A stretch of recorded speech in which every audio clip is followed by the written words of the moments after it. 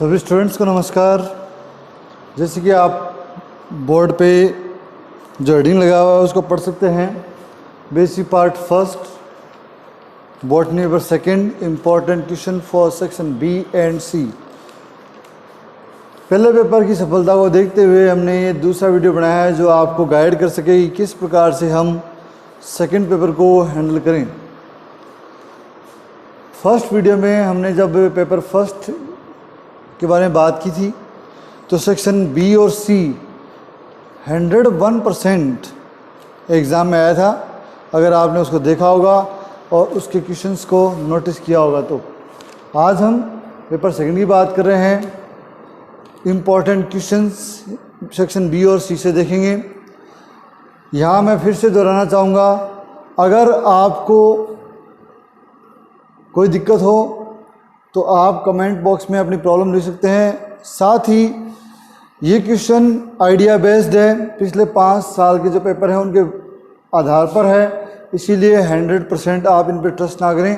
हाँ, इतना ज़रूर है कि आपको ये 60 to 80% मिलने की पूरी संभावना रहेगी, लेकिन फिर भी विवेक आपका है, आप अपने विवेक से इन पर विश्वास करें।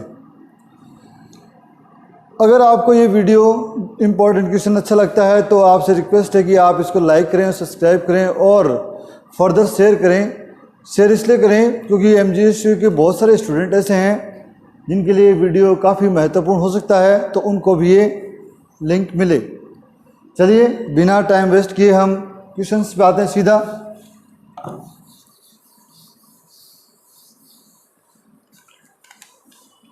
मैं यहाँ पर सिर्फ और सिर्फ क्वेश्चन डिस्कस करूँगा, उनका थोड़ा बहुत हिंट दूंगा आपको, बाकी आपको ये क्वेश्चन सारे स्वयं को पढ़ने हैं, याद करने हैं। क्वेश्चन फर्स्ट, परासरण दाब को समझाइए।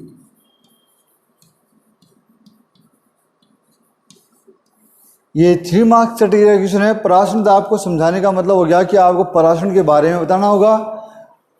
परासरण को बताने के बाद में आपको परासरण दाब के बारे में बताना होगा और उसके बाद में परासरण दाब का सूत्र यहाँ पर व्युत्पत्ति करना होगा। इसका रेफरेंस आपको विसरण दाब से भी दे सकते हैं, आपको विसरण दाब के साथ इसका रिलेशन भी स्थापित करने के लिए दे सकते हैं। साथ ही यहाँ पर वो ऐड भी कर सकते हैं कि DPD क्या होती है, ये प्लस में ऐड कर सकते हैं। विसरण दाब और DPD के बीच में संबंध स्थापित करें, ऐसा क्वेश्चन भी हम यहाँ पर देख सकते हैं। इसीलिए इसको थोड़ा सा सीरियस देखें, बहुत ही आसान सा क्वेश्चन है ये। अगर एग्जाम में आया तो इसको आप इजीली हैंडल करेंगे। अगला है सेकंड क्वेश्चन, रसारोहण के बारे में।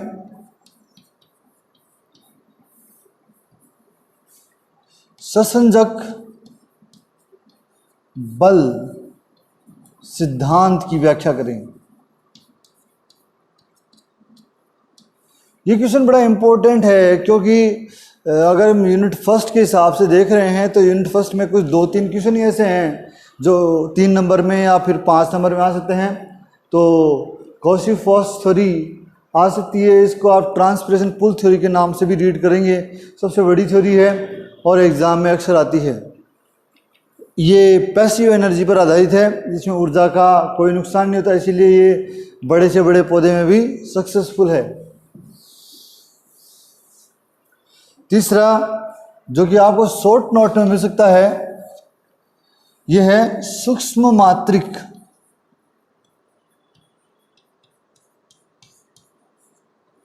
और दीर्घ मात्रिक तत्व क्या है और इनका एग्जाम्पल, ये दोनों पूछ सकते हैं। इनकी डेफिनेशन बहुत ही एक्यूरेट होनी चाहिए। अगर इनकी डेफिनेशन में आपने जरा से भी गड़बड़ कर दी तो आपको नंबर नहीं मिलेंगे, इसलिए ढंग से इनके एग्जाम्पल और इनकी डेफिनेशन आप याद करें। नेक्स्ट क्वेश्चन,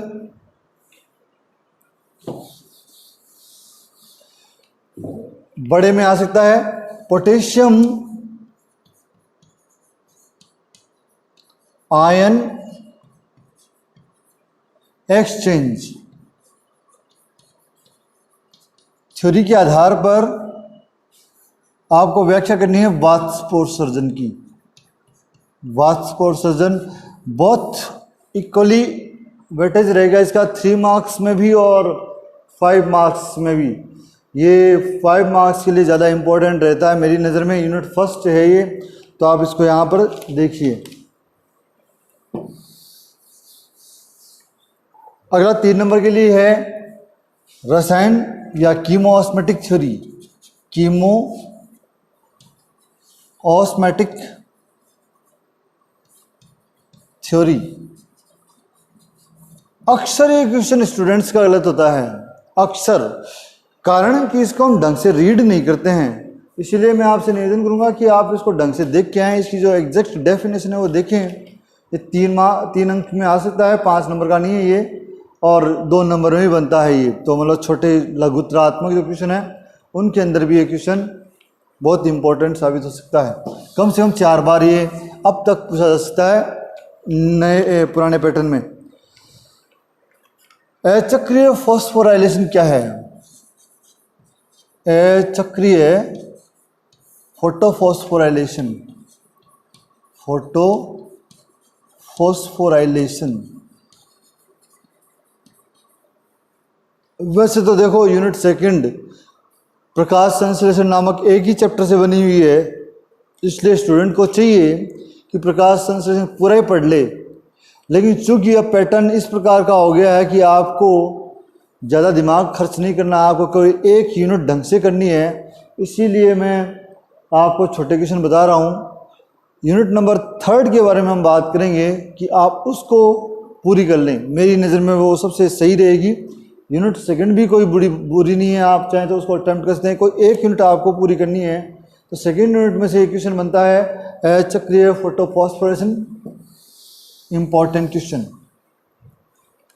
उसके बाद में हैच एंड स्लैग का विस्तार से वर्णन करें। हैच एंड स्लैग साइकिल, चक्र का विस्तार से वर्णन। निश्चित रूप से नाम से ही जाहिर है ये 5 नंबर के अंदर आपको मिलेगा और इस बार आने की पूरी संभावना है। ये क्वेश्चन आपको मिलना चाहिए। उसके बाद में हम छोटे क्वेश्चन की बात करें 3 नंबर में। एक्शन स्पेक्ट्रम क्या है? एक्शन स्पेक्ट्रम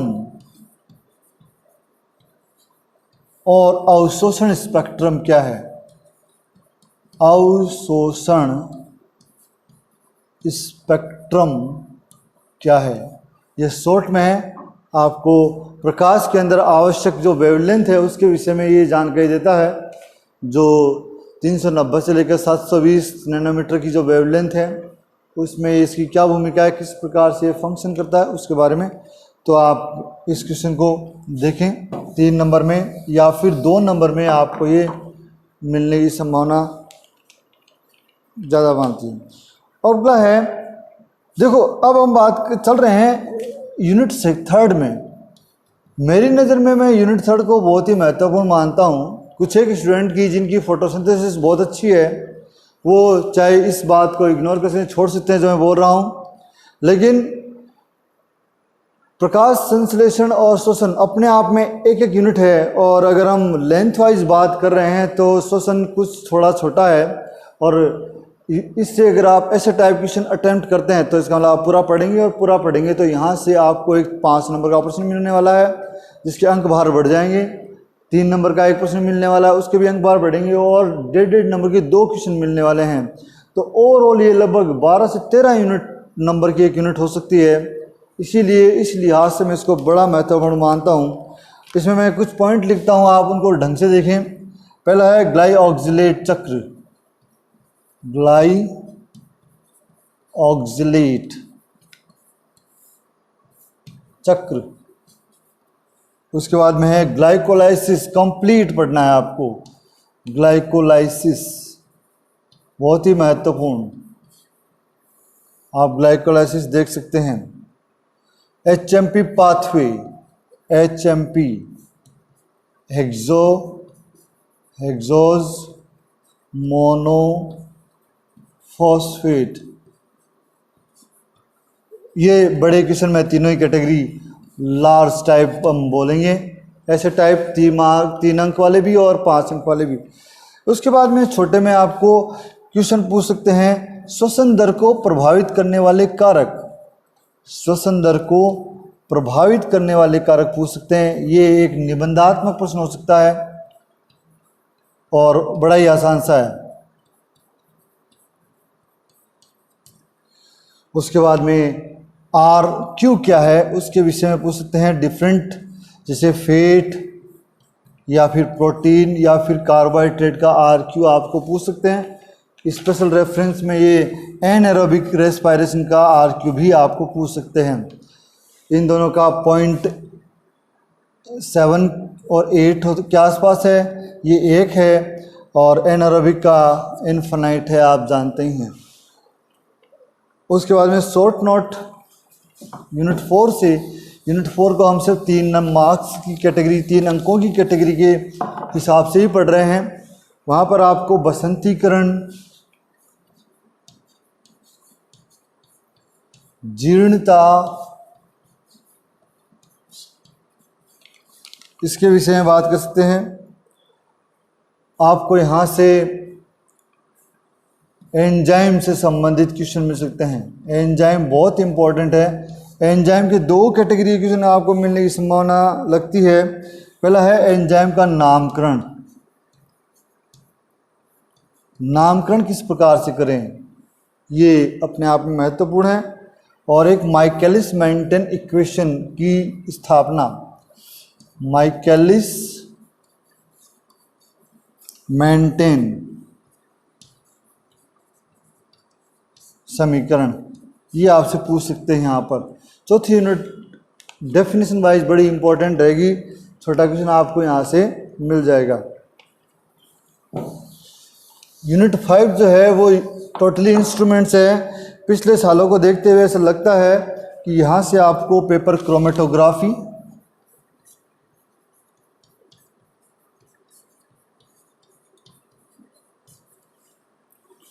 इलेक्ट्रोफोटोमेट्री,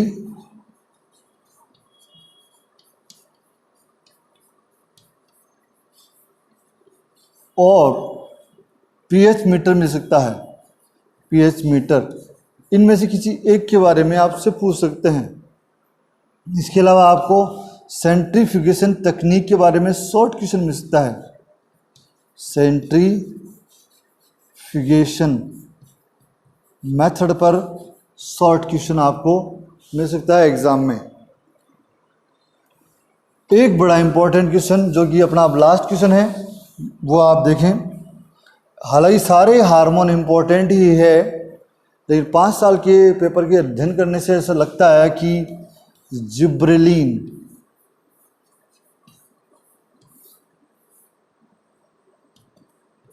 महत्वपूर्ण है। उसके कार्य, संरचना और प्रभाव आपसे विस्तार से पूछ सकते हैं। ये मेरी नज़र में इम्पोर्टेंट क्वेश्चन है। मैं आपको पहले ही बता चुका हूँ कि आप इन पे 100% ट्रस्ट ना करें, क्योंकि पेपर बनाना अपने हाथ में नहीं है। हम सिर्फ पिछले 5 साल के जो पेपर हैं उनके आधार पर एक अनुमान लगा रहे हैं। जैसे कि पेपर फर्स्ट में वो 100% सटीक गया, उम्मीद करते हैं यहाँ भी ये सटीक जाए, लेकिन फिर भी अपनी एक्स्ट्रा तैयारी आप करते रहें। एग्ज़ाम में एक बात हमेशा ध्यान रखें कि सेक्शन ए को आप वेटेज अवश्य दें, लेकिन पहले बी और सी सेक्शन में ज़्यादा फोकस करें, क्योंकि मार्क्स कैटेगरी जो है वो यहाँ पर ज़्यादा है। आप या तो सेक्शन ए को बहुत जल्दी करें पहले 15 मिनट में, या फिर आप आखिरी में करें। बी और सी सेक्शन आप एक साथ करें। अगर इस वीडियो में दी गई जानकारी आपको अच्छी लगी है, आपके लिए यूज़फुल है, तो इसे लाइक करें, सब्सक्राइब करें और शेयर करें। आपका एग्ज़ाम कल का, मतलब ये शायद आपका परसों एग्ज़ाम है 27 सितंबर, बहुत ही शुभ हो, आपके बहुत अच्छे अंक आएँ। उसी के साथ आप सभी का धन्यवाद। Thank you.